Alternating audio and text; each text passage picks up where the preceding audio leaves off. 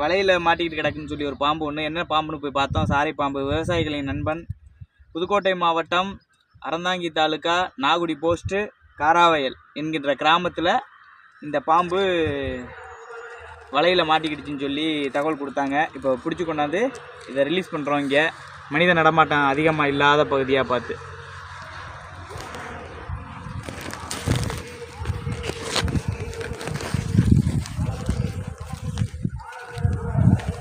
இந்த பாம்பு எப்படின்னு பார்த்தீங்கன்னா, இந்த பாம்பை வேகத்தில் மிஞ்சவே முடியாது.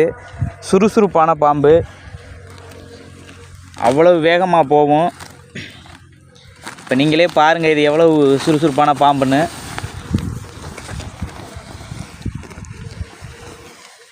பாருங்கள் எவ்வளோ பெரிய பாம்புன்னு பாருங்கள்.